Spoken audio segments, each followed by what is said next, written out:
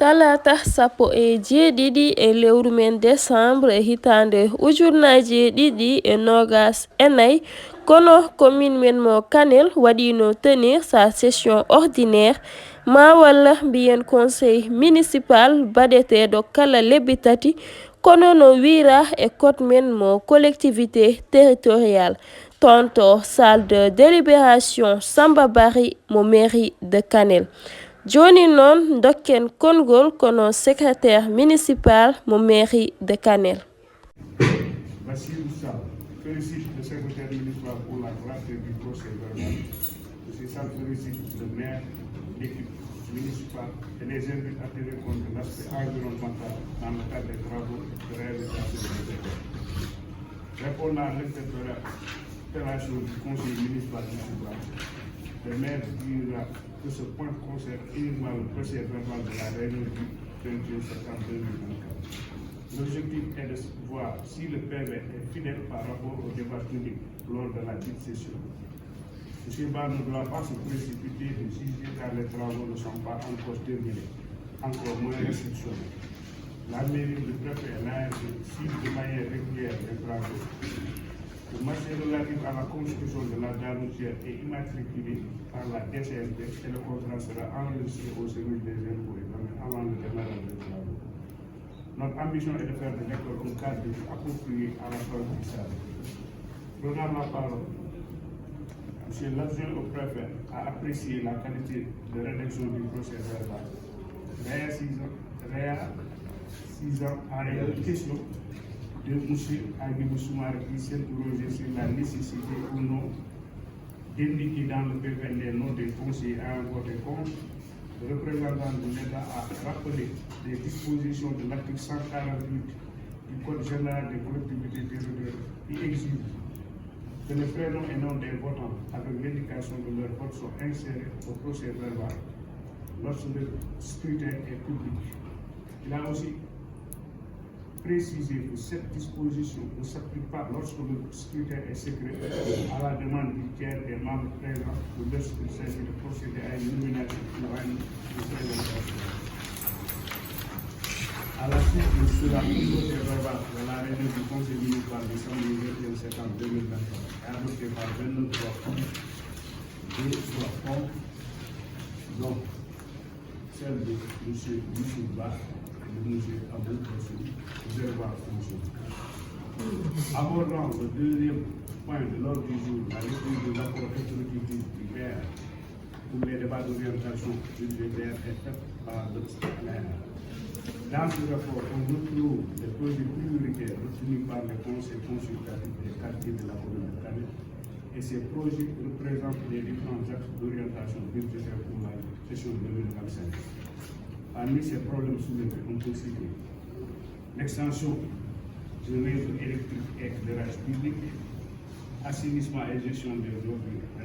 réhabilitation du marché hebdomadaire, lotissement de la ville, aménagement des grandes axes, drainage des eaux pluviales, hygiène, extension du réseau d'admission d'eau sur Kanel 2, emploi des jeunes, le financement des femmes et des experts, la réhabilitation et la modernisation des statuts municipaux, la réhabilitation de la gare routière. Suite à l'intervention des conseils municipaux, les priorités ont porté sur 3 axes: l'extension du réseau électrique, la gestion des ordures mélangeurs, le recrutement des ingénieurs. Cependant, les conseils municipaux ont sollicité le maire pour la réhabilitation des dépenses parlementaires. Monsieur l'adjoint au préfet a effectué la municipalité sur l'envahissement de la ville par les ordures mélangeurs. Il a attiré l'attention des conseils sur la confiance de la commune en matière de salubrité et de gestion des déchets, en rappelant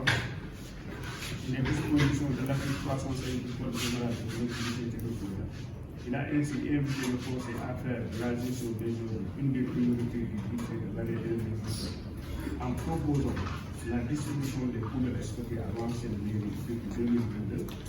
l'acquisition et l'installation des bacs à ordures, l'acquisition de 2 véhicules de ramassage des ordures ménagères, la mise en place d'un système efficace de gestion des ordures, la clôture de la échange. Par plan annuel d'investissement par cas où on est formation renforcement des capacités waɗeɗo toɓɓe tati eɗen jewta hannde en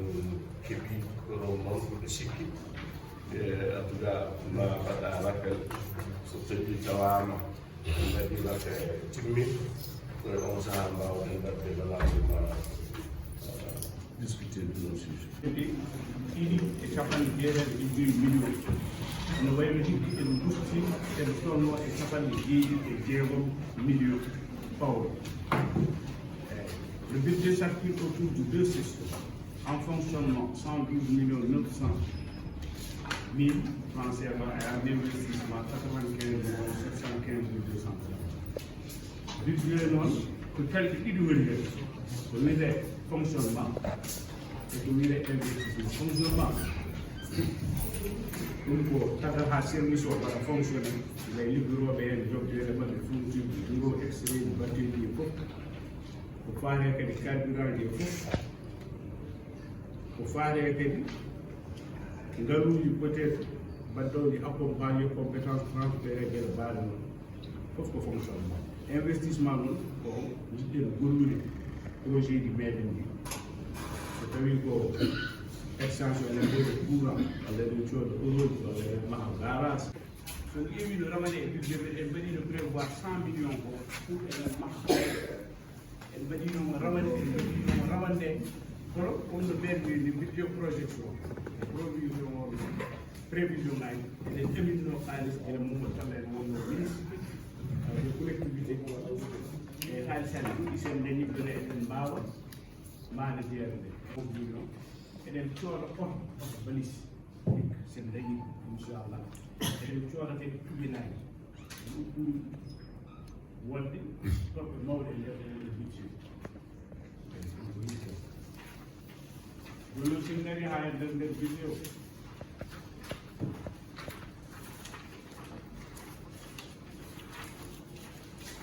pour wadde préciser aussi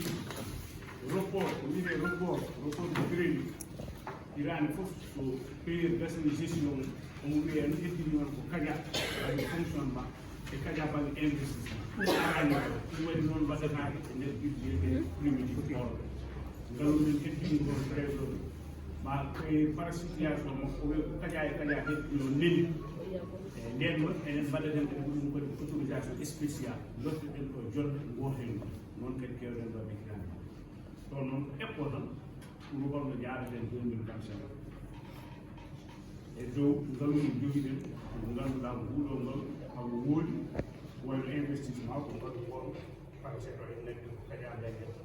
balisaji ɗi ko namdude nimi namdi nonde mawɗe namdi kaɓɓirɗe mawɗe ɗum tagi gonɗen koye ƴeɓɓude eɗen ƴeewa peeje e maneje ko foti ɗone men ko no mbaɗirten ha goɗɗiten balisaji ɗi wuuro so Allah jaaɓi e nder mois de janvier men ƴeew peeje ɗo mbaɗɗen en attendant eɗen dañi des solution pérenne no holno mbaɗirten ha balisaji ɗi kam ɗi mbasa hankkadi duufede e nder wuuro ngo walla e lemɗiɗi kadi saɗal tan min kadi goɗa école aji ɗi ɓe mbeɗen accentué pour projet ji école aji ene wonde liggueyaji puɗɗaji école aji holko gartintan liggueyaji ɗi mene puɗɗa haɗi keeɓi won nokku préfet hoore mum yeehi hi minenne kadi min jeehi min jii kono e oɗon saaha golle ɗe ɗe gasani hande ala école gasɗo so wona mo Kanel 2 mo Kanel 2 o nde jomum wimi min gayni gaare jiye min jeeyi toon min jaade layde wonnan no halsikiri to so tawi a daari woda tan ene mo ƴettuɗa hen effectivement haade ko wiyete réhabilitation min jeehi min cunnima gueɗe kewɗe wonko min mbaddi hen siyade par exemple tan ko haalano ɗo joni ala haali des handicapés moteurs mi wimi yo waɗe ram tawa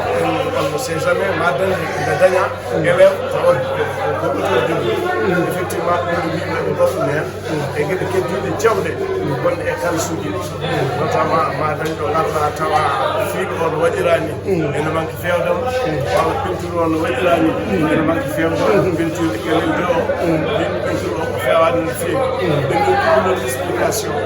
e ko wonno e makko ko ko wis wonno e makko peinture bar wonde hen fof ƴettata couleur mum haqiqa ɓurat est ce que wis o couleur mum yettat seeɗa kono min mbiɗo mbatten tous goɗɗo ha tekka ɓe mbi min kala e ɗum ɗon min kullidini ɗon minen e layerde yomin cabbunoɓe ha e vacance noyen wala naɓe ƴew tinnoɗen gollal aduna kasata kala saha mo Allah addi arda e moƴaji arda e yimɓe wonɓe enen nen ɗum ɗo Allah hande mbaɗen hen tawɓe maɓɓe yo kañum waɓe gandu Allah ene andi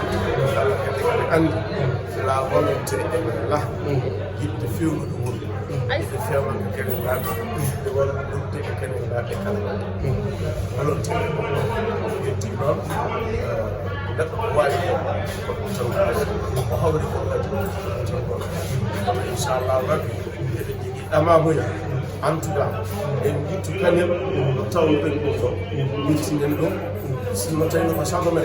ha heɓa ɗo jiɗɗen ɗo sen donki kam yo taw ina manti calmina wuro ngo fof calmina galle woɗo fomar ceerno beela sehli galle diineji galle seremɓe fof e kadi hande kadi ko weltare yimɓe arde woota budget noon fittani ko kalɗa fof ko woto ko tan watte gara taweɗa par ce que minen min gonani haydara min pitani haydara minen lomti on ga ay lomtugol amen saaha min pour lomtade ma ene manque kono so minen gari a yimin hande sa yi hande mboɗo haalde monsieur le maire walla goɗɗo cikkata mbaɗa wande ko perno kaaji ɗum woni démocratie kanko mbiɗa ko sa nulama yettin kalda e joomum so haalnama kadi so famama leeri bettinama je pense hande ko yimɓe kalno ko réalisation nan fuɗɗo wadde ɗin école aji mam jo sikko ɗiɗi nana continue donc ɗum goɗɗude projet ɗi haala wotama ko wotade mamin kamɓe min mbaɗi fof noon ɓe vraiment kadi yimɓe jiiɗi ko wawa waɗede guila e janggol sukaɓe ngol guila aussi ƴew fewde laaɓi ɗi guila e courant guila e garas men waɗe keso pul vraiment e goɗɗude mbaɗen e kadi o haalnama kadi en wuuti min ƴeew kadi école aji ɗi mbeɗa waɗa renoɓe ɗumen par ce que mbiɗa toon kaɓiri mo mbaɗa fof ene wujje walla goɗɗum ɗum noon te kadi e majjum kadi yimɓe paama leñam leñago ala hen leñam leñago ala hen ani si maire so ari maire ne yaɗo mon usuɓe ɓottata ko maire mbeɗa wasa joɗade galle mum tan joɗa necessari walla goɗɗum min ngala hen min ngalani to arani kadi ganda koɗe waɗede ko onon ko kadi min miijoji dañi sa wiyama éliman wonɓe caggal so wala gonɗo caggal éliman watta e kadi mi sikku kadi hande kadi e humpito hewɓe waɗama hen yimɓe kadi ɗum fof kene miijo haali e kadi arnoɓe fof e kewa gooti budget o pour hitande paɗe nde pour ujunaji ɗi e temedde joyyi ɗe e capanɗe joyyi ɗe vraiment beele eɗen jiɗɗen mbaɗen hen ala budde ko jiɗɗen ko en eɓɓita en mba hebde fof e sen keɓani kadi mo wuurinan toon mo wurtinan ɗon min jikkam nde ɗum gasi fof wi ande tan ko waɗa e kañum kadi haalpuen mbi gumɗo ko faye jungum tan yi e kadi min belsinima conseil ji fof min beltima équipe municipal min beltima monsieur le maire par ce que kamɓe gonɗo minen komi yaar hande kadi kadi tan e mairie ji gonɗi Sénégal fof dañi le maire enen trop argent fof ko ɗo koni so ala ndiyam sa yari ndiyam mboɗo jaam yar ndiyam mboɗo jaam sa lon ndiyam lowno ndiyam mboɗo jaam vraiment ɗum ɗon kadi félicitation vraiment mairie ji keɗɗum ala maire arata conseil ɗum mo Dakar so gasi fat toon heddo woni adjoint ngaji walla goɗɗum mbaɗa ligguey o vraiment kadi min jiiya kadi travail secrétaire municipal vraiment ene leegi min mbi kadi conseil ji il faut ɓe mballe il faut ɓe jangguine beele ko watte ko cuttata woto ko janggo sa woni galle sa yeeɗo sehila mum sa yeeɗo pelle mum ɗe fof en taw aɗa wawi famde ko watte ko ɗum ɗon conseil sabu a yi assemblée no wayni sa wayi toon député so pour kala ko diwani ma kaala kadi so arti kalɗa e jomumen wona garta bono ni tan para galle ma ina jabta yimɓe ganda ko kalɗa nan ɗum ɗon so mena hon noon kadi minen mairie ni guila min nawi min komin ɓuttini gaare min calani feleere kono somin beelama min perto koyem ande kadi an poɗɗo garani nder wuuro he na darraki ɗumen hedde kadi mbaɗi o en tampini min feewi hande kadi haala men rippa men eɗen cikki eɗen ƴoyno ɗum peeje hande peeje lam arde kadi enen fof kadi mballodiren ƴeewen par ce que ngenɗo laabal ala haydara waya tan celal wonta ɗo diine wonta ɗo goɗɗum wonta ɗo